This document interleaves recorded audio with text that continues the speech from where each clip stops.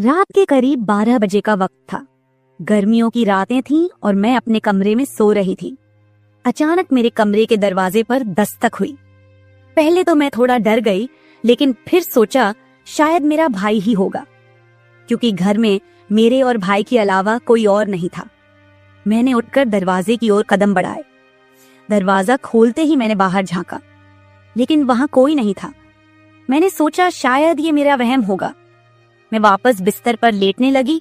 अचानक दरवाजे पर फिर से पहले से भी ज्यादा जोर की दस्तक हुई। मैंने कांपती हुई आवाज में पूछा, कौन है? लेकिन कोई जवाब नहीं आया। डरते हुए मैंने दोबारा दरवाजा खोला और वहां मेरा भाई खड़ा था। उसने मुझसे कहा, क्या हुआ दीदी, इतनी घबराई हुई क्यों लग रही हो? वो मुझे आज कुछ अजीब सी नजरों से देख रहा था। मैंने सोचा शायद मैं ही ज्यादा सोच रही हूँ, लेकिन मुझे क्या पता था कि उस रात कुछ ऐसा होने वाला था जिसने मेरी पूरी जिंदगी को बर्बाद कर दिया, जिसे मैं चाहकर भी कभी भूल नहीं पाई।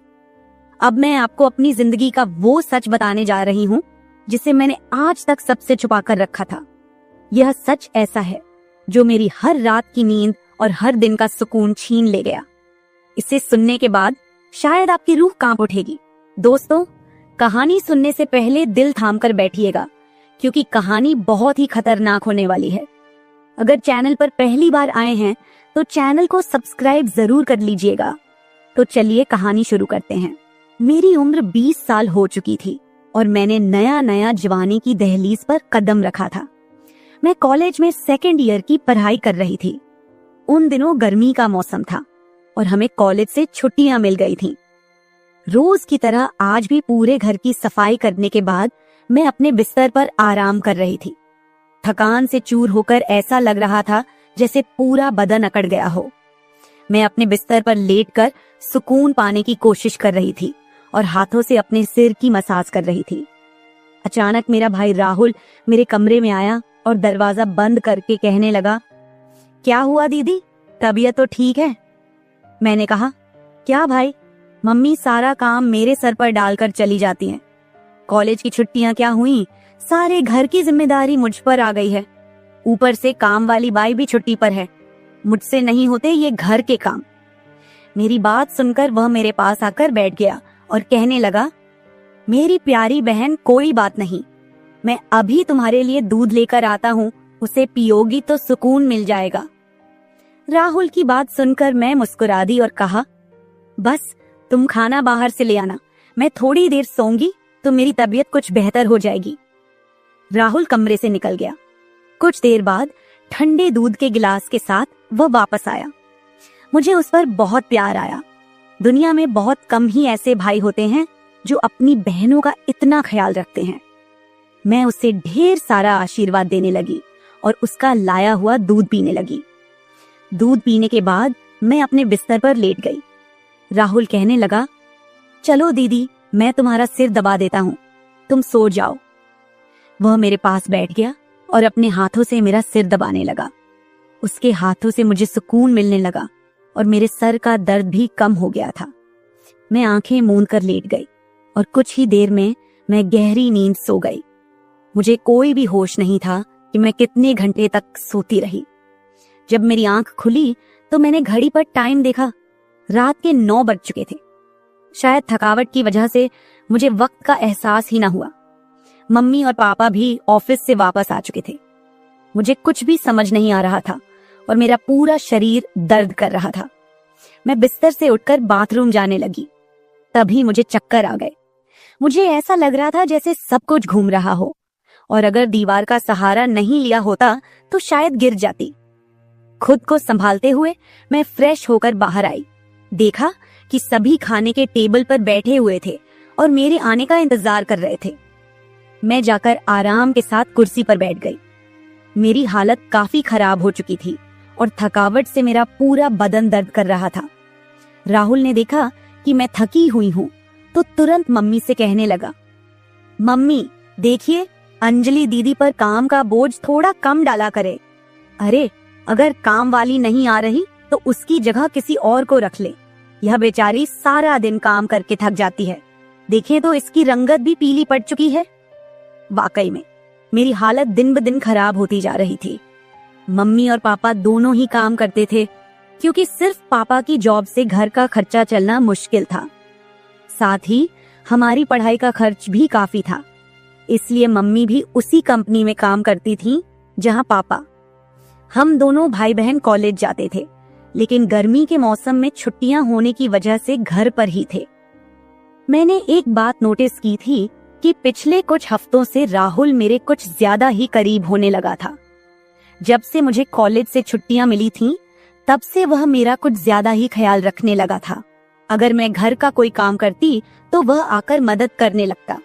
कभी कभी काम करते वक्त मुझे थकावट महसूस होती तो वह मुझे आराम से बिठाकर मेरा सिर दबा देता। जब मैं उसे मना करती तो वह हंसते हुए कहता, नहीं दीदी, तुम बहुत काम करती हो, अब मेरा हक बनता है कि तुम्हें सुकून दो।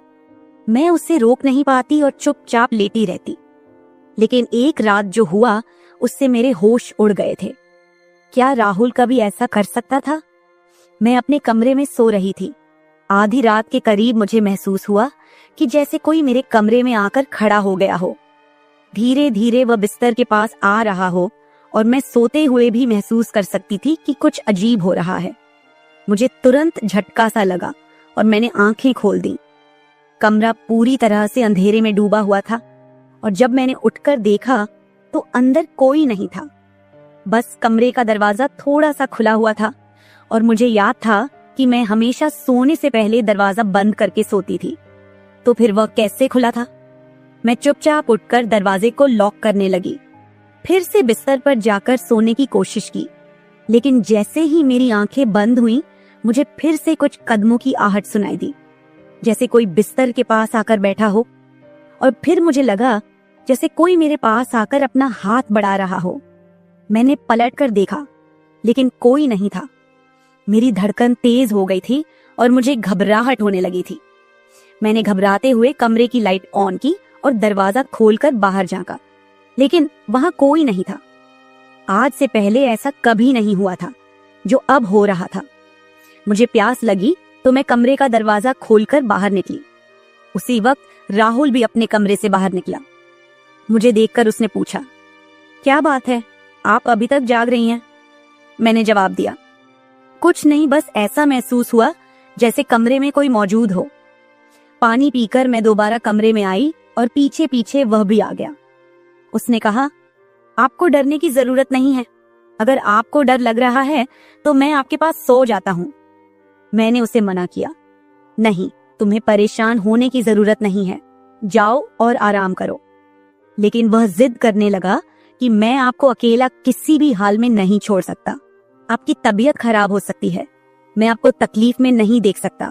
आप सो जाएं, मैं यही सो जाता हूँ। आखिरकार उसकी जिद के आगे मुझे झुकना पड़ा। मैं बिस्तर पर लेट गई और उसने भी सोफे पर तकिया रखा और मेरे पास में ही सो गया। लेकिन उस रात मुझे ऐसा महसूस हुआ जैसे कोई मेरी ओर काफी देर तक ध्यान से देखता रहा हो। उसने मेरे बालों को सहलाया, मेरे चेहरे पर उंगलियां फेरी और मैं सो रही थी। अगली सुबह जब मैं उठी तो मेरा मूड बड़ा अजीब था, लेकिन जब मैंने अपने आप पर गौर किया तो मैं हैरान रह गई। शुक्र था कि मैंने अपने आप को दुपट्टे से ढक रखा था। मेरी कमीज बेतरतीब हो चुकी थी। मुझे हैरत हुई क्योंकि आज से पहले मैं कभी इस तरह आराम से नहीं सोई थी। आज मैं बहुत खुश महसूस कर रही थी, न जाने क्या वजह थी। मैंने अपने भाई की तरफ देखा तो वह भी बहुत खुश था। मैंने उसको पूछा, तुम आज इतने खुश क्यों हो? तो कहने लगा, जिसको आप जैसी बहन मिल जाए वो क्यों ना खुश हो। घर के सारे काम निपटाकर जब मैं बैठी तो राहुल तेल लेकर मेरे पास आ गया। कहने लगा, अंजलि दीदी, आप अपने बाल खोल दे, मैं आपके सर में मालिश कर देता हूँ। मुझे उसकी हरकतें कुछ अजीब लग रही थीं। मैंने कहा, ये तुम्हारा काम नहीं है, जाओ अपनी पढ़ाई करो, मुझे मालिश की जरूरत नहीं है। मगर उसने मेरी बात नहीं मानी और खुद ही मेरे बालों से कैचर उतार कर कहने लगा, आप नखरे मत किया करो, किस्मत वालों को ही ऐसे भाई मिलते हैं। जब आपका भाई आपके खूबसूरत रेशमी बालों में मसाज करना चाहता है तो आपको क्या समस्या हो सकती है?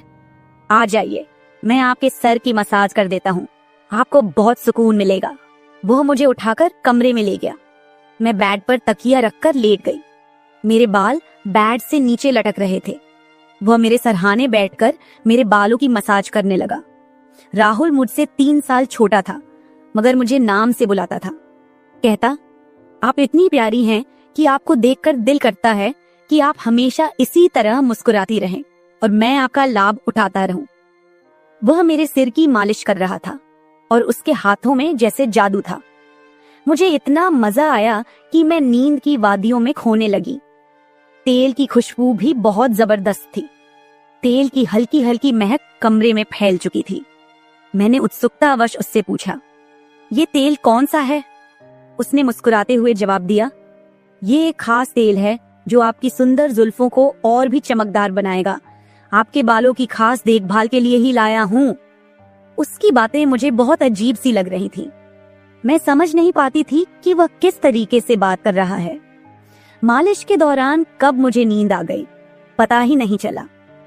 कुछ समय बाद जब मेरी आंख खुली तो मेरे पूरे बदन में भारीपन महसूस हो रहा था। ऐसा लगा रहा था जैसे किसी ने मुझ पर बहुत ज्यादा वजन रख दिया हो। मेरी टांगों और हाथों में अजीब सा दर्द था, मानो घंटों तक मैं किसी भारी बोझ के नीचे रही हूं। पूरे बदन में दर्द सरायत कर रहा था। मैं धीरे धीरे उठकर बैठी और चारों तरफ नजर दौड़ाई।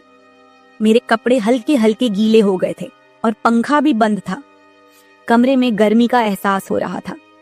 मैंने चक्कर खाती हालत में बेड से नीचे कदम रखा, मगर पैरों में जैसे जान नहीं थी। मैंने अपने भाई को देखा जो शांत और सामान्य नजर आ रहा था। लेकिन यह सब क्या हो रहा था? मुझे समझ नहीं आ रहा था कि आखिरकार ऐसा क्यों हो रहा है। बड़ी मुश्किल से खुद को घसीटते हुए मैं बाथरूम पहुंची और फ्रेश होकर आई। आईने में अपनी हालत देखी तो ऐसा लगा जैसे मैं पूरी रात सोने की बजाय किसी मेहनत वाले काम में जुटी रही हूं।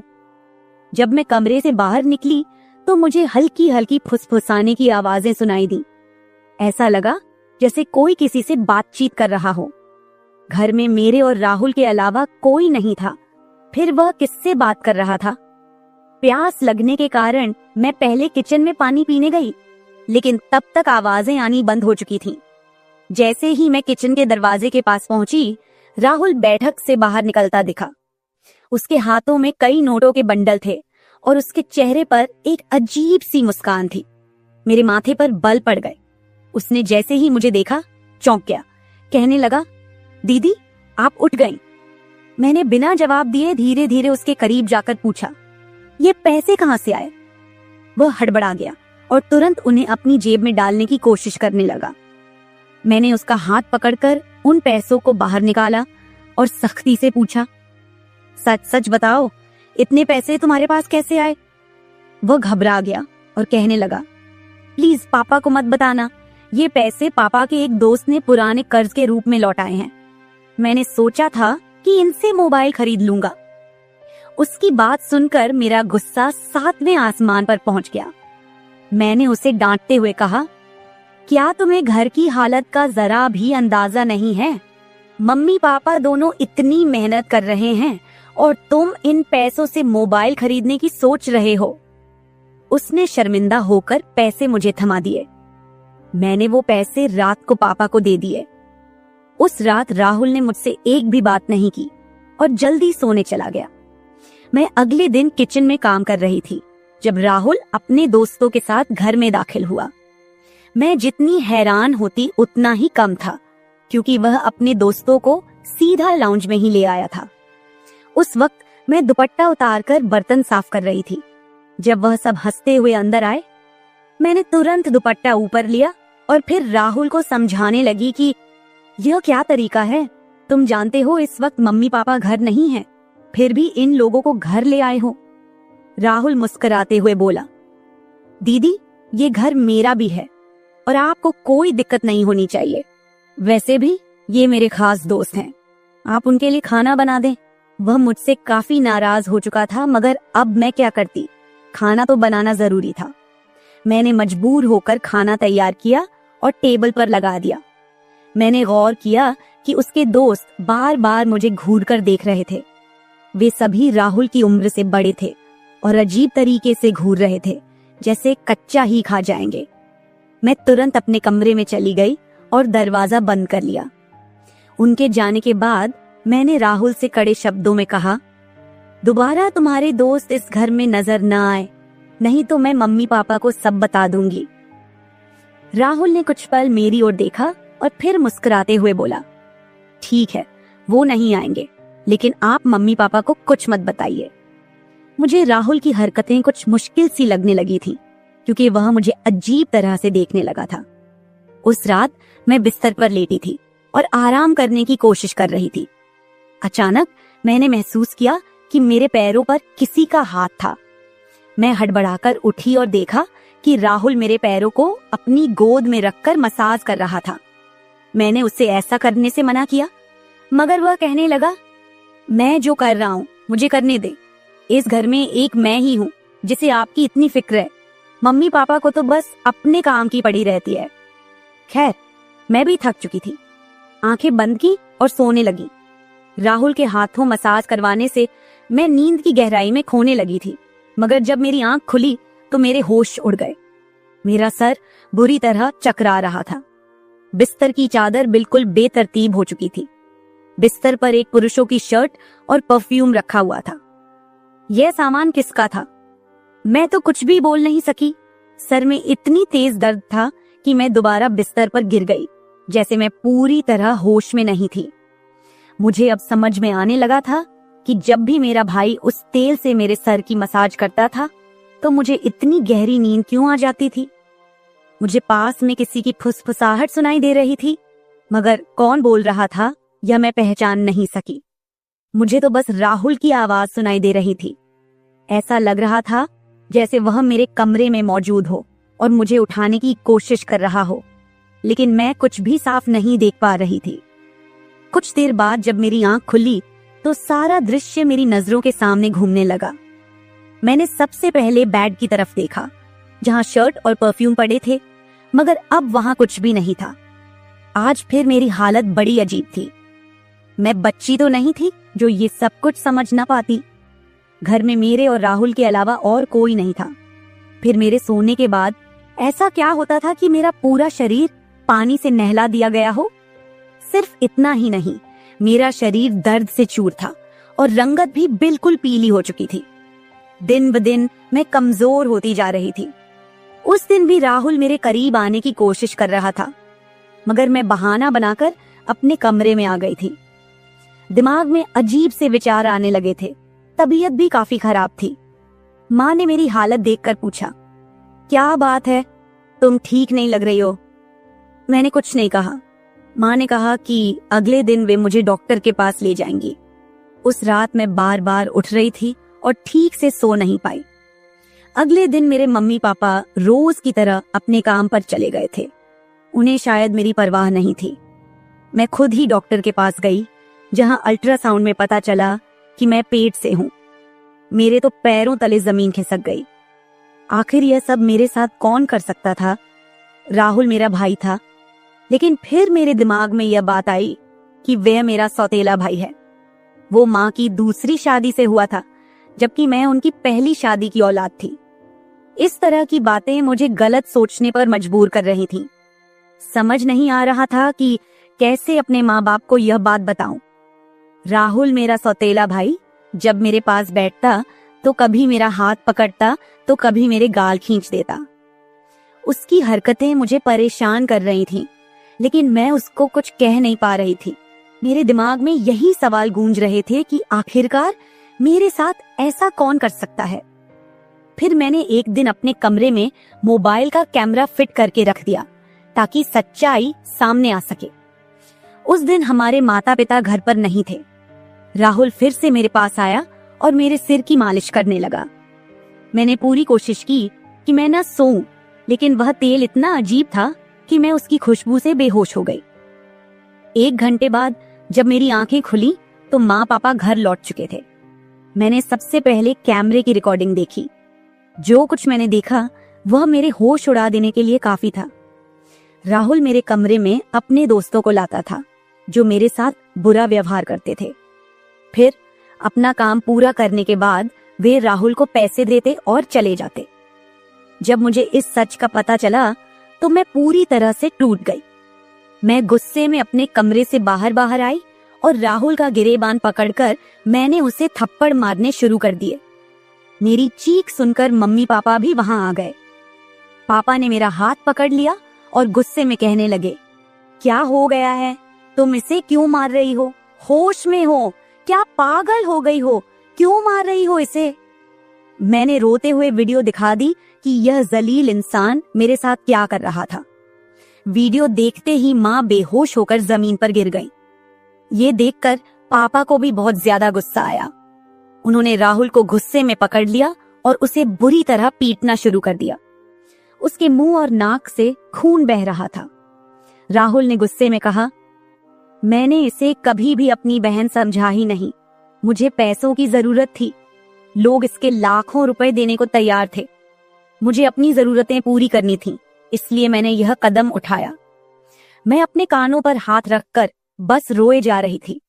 पापा ने उसे इतना मारा कि वो लहूलुहान हो गया, लेकिन जैसे तैसे खुद को छुड़ाकर वह घर से भाग गया और फिर कभी उस घर में वापस नहीं आया। इस हादसे को मेरे लिए भूल पाना तो दूर, इसे याद करते हुए आज भी मेरी रूह कांप जाती है। भाई वही होता है जो आपके सगे खून का हो। किसी भी अनजान मर्द के सहारे अपनी बेटी को छोड़ना बहुत बड़ी भूल हो सकती है, क्योंकि कुछ शैतानी सोच रखने वाले लोग हर वक्त इस ताक में रहते हैं कि कब किसी मासूम की इज्जत से खिलवाड़ करें। मेरी वीडियो देखने वाले सभी दर्शकों को यही गुजारिश है कि अपनी बहन बेटियों को कभी भी किसी अनजान मर्द के सहारे उन्हें अकेला न छोड़े और बेटियों की सिर्फ परवरिश मत कीजिए, उन्हें आत्मनिर्भर और आत्मरक्षक बनना सिखाइए। इस सारे मामले में आपको किसकी गलती लगती है? हमारे माँ बाप की, जिन्होंने पैसा कमाने के चक्कर में हमारे ऊपर कभी ध्यान ही नहीं दिया, या फिर मेरी, जो अपने सौतेले भाई पर सरगे से भी ज्यादा भरोसा करती थी, या फिर इस समाज की, जो बेटियों को कमजोर और बेबस मानता है। आपकी राय मेरे लिए बहुत मायने रखती है। कमेंट बॉक्स में जरूर बताएं कि इस पूरे मामले में आप किसे गलत मानते हैं। मैं अपनी कहानी आपके साथ इसलिए साझा कर रही हूँ ताकि यह किसी और के लिए एक सीख बन सके। यह सिर्फ एक घटना नहीं है, बल्कि एक चेतावनी है कि हम सबको सतर्क रहना चाहिए। अगर आपको मेरी यह कहानी पसंद आई और आप मानते हैं कि इसे सुनकर कोई और भी जागरूक हो सकता है, तो इसे शेयर जरूर करें। अगर आप ऐसी और भी कहानियां सुनना चाहते हैं जो मनोरंजन के साथ एक संदेश भी दें, तो मेरे चैनल को सब्सक्राइब जरूर करें। बेल आइकॉन दबाना मत भूलिएगा ताकि आपको मेरी हर नई कहानी समय पर मिल सके। कल फिर मिलते हैं एक नई कहानी के साथ। धन्यवाद। हेलो दोस्तों, आज की कहानी मेरे और मेरे ससुर जी के रिश्ते के बीच की है। मेरा नाम कामिनी है और मेरी उम्र अभी 26 साल है। मैं काफी खूबसूरत हूँ। मैंने अपनी बॉडी को पूरा फिट रखा हुआ है क्योंकि मैं रोजाना एक्सरसाइज करती हूँ। मेरी शादी को 7 साल हो चुके हैं। मेरे मम्मी पापा ने गरीबी की वजह से मेरी शादी कम उम्र में ही एक अमीर लड़के से करवा दी, लेकिन वो लड़का अक्सर बीमार रहता था। उसके हार्ट में कोई प्रॉब्लम थी। मैं अपनी शादी से ज्यादा खुश नहीं थी, पर मेरे पति मुझसे बहुत ज्यादा प्यार करते थे। अब मेरी शादी को 2 साल हो चुके थे, लेकिन अभी तक कोई भी बच्चा नहीं हुआ था। हमारे घर में मैं, मेरे पति और ससुर जी थे। हम तीनों ही बहुत प्यार से रहते थे। मेरे ससुर जी की उम्र 45 से 50 साल की होगी, लेकिन वो काफी जवान दिखते हैं क्योंकि उन्होंने अपने शरीर को पूरा फिट रखा हुआ है। फिर एक दिन मेरे पति की तबीयत ज्यादा खराब हो गई और उनकी मृत्यु हो गई। मेरे सामने मानो दुखों का पहाड़ टूट पड़ा हो। अब मैं एक विधवा हो चुकी थी। धीरे धीरे मेरे पति को गुजरे काफी समय हो गया था। अब मेरे ससुर जी और मैं दोनों ही घर में रहते थे। मैं बहुत ही उदास रहने लगी थी, लेकिन मेरे ससुर जी मुझे बहुत समझाते थे कि कामनी, अब जो होना था वो हो गया है, इतनी टेंशन मत लो, तुम भी बीमार हो जाओगी। मैं तो कहता हूँ कि तुम दोबारा से शादी कर लो, अभी तुम्हारी उम्र ही क्या है। पर साथ ही साथ वो मुझे अजीब सी नजरों से देखते थे। फिर मैं अपना घर चलाने के लिए जॉब करने लगी क्योंकि मेरे घर में अब कमाने वाला कोई नहीं बचा था। मैं दिन भर ऑफिस में रहती और शाम के 7 बजे तक घर आती। ससुर जी का बिजनेस ठीक ठाक चलता था, पैसों की कुछ खास चिंता नहीं थी। फिर भी मैं सोचती हूँ कि खाली घर पर बैठकर क्या करूंगी, इसलिए जॉब करती हूँ और थोड़ा दिल भी बहल जाता है और टाइम पास भी हो जाता है। अब मेरे पति को गए हुए बहुत दिन हो चुके थे, इसलिए मैं उनकी मृत्यु के सदमे से थोड़ा थोड़ा बाहर निकल रही थी। ऑफिस की सहेलियों ने मुझे बहुत समझाया कि तुम शादी कर लो। मेरी एक बहुत अच्छी सहेली है, हम दोनों साथ साथ ऑफिस जाती हैं। एक दिन ऑफिस से निकलते वक्त मेरी सहेली ने मुझे घर पर बुलाया, क्योंकि मेरे ऑफिस और घर के बीच ही मेरी सहेली का घर है। तो मैं उसके घर चली गई।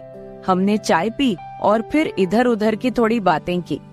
मेरी सहेली ने कहा कि क्या तुझे पता है ऑफिस में क्या चल रहा है? मैंने कहा नहीं यार, मुझे उससे क्या फर्क पड़ने वाला है, वैसे भी तो मैं ऑफिस में अपना मन बहलाने के लिए ही जाती हूँ। फिर मेरी सहेली बोली, फिर तू सुन ले, हमारे ऑफिस में सभी लोग एक दूसरे से मिलकर रहते हैं और किसी को भी कोई समस्या हो वो सभी मिलकर सुलझा लेते हैं। देखो, जो काम वाली आंटी है वह विधवा हो चुकी है, लेकिन ऑफिस के लोगों ने मिलकर उनकी शादी करवा दी है। अब वह बहुत खुशी खुशी रहती है और उनका भी एक सहारा बन गया है। मैंने उसकी बातों पर ज्यादा ध्यान नहीं दिया और वहाँ से अपने घर चली आई। मैं थोड़ा थोड़ा अपनी सहेली की बातों को समझ रही थी कि वो मुझे शादी करने के बारे में बोल रही है। फिर मैंने घर आकर ससुर जी को खाना बनाकर दिया और खुद भी खाना खाया। मैं अपने कमरे में बैठी थी, मुझे नींद नहीं आ रही थी। सुबह के लगभग 10 बज रहे थे। आज रविवार था, मुझे ऑफिस नहीं जाना था। तभी मेरे दिमाग में मेरी सहेली के मुंह से सुनी हुई बातें चलने लगी। मैं सोच सोचकर परेशान सी होने लगी। फिर मेरे दिमाग में कुछ आया और मैं अपने ससुर जी के कमरे की ओर चली गई। जब मैं अपने ससुर जी के रूम में गई तो उनके हाथ में एक किताब थी।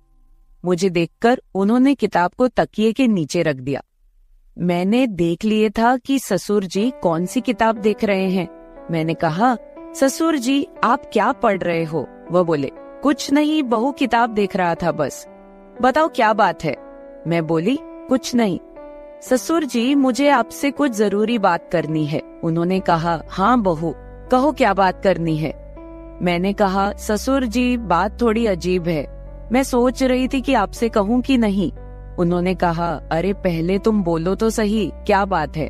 ऐसा कभी हुआ है कि तुमने कभी मेरे से कुछ मांगा हो और मैंने तुम्हें लाके ना दिया हो? तुम मेरा इतना ख्याल रखती हो, जो भी बात है खुलकर बोलो। फिर मैंने हिम्मत करके ससुर जी को बोला कि अब मेरे पति की मृत्यु को 2 साल होने को आए हैं। उनकी मृत्यु के बाद से मैं बड़ी मुश्किल से सदमे से बाहर आई हूँ। अभी मैं घर से बाहर जाती हूँ तो मुझे बड़ी दिक्कत होती है। आपको तो पता ही है कि विधवा औरत की तरफ लोग कैसी नजरों से देखते हैं और उसके बारे में लोग कैसी सोच रखते हैं। आपने मुझे बहुत बार बोला है कि तुम शादी कर लो। मैं चाहती हूँ कि आप मेरे लिए एक पति की खोज करो, क्योंकि अकेले मेरी जिंदगी मुझसे नहीं निकाली जा रही।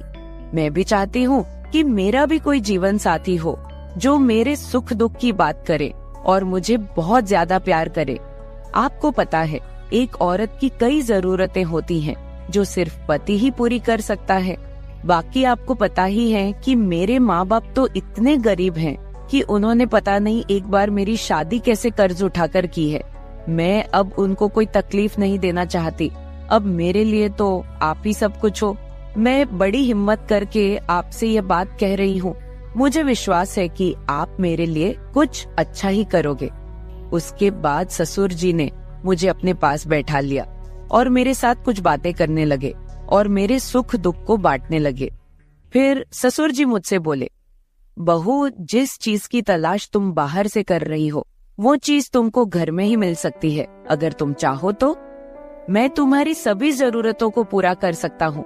ससुर जी की बात सुनकर तो मेरे होश ही उड़ गए। मैंने बोला, ससुर जी, मैं तो आपकी बेटी सामान हूँ, आप ये सब कैसे सोच सकते हैं?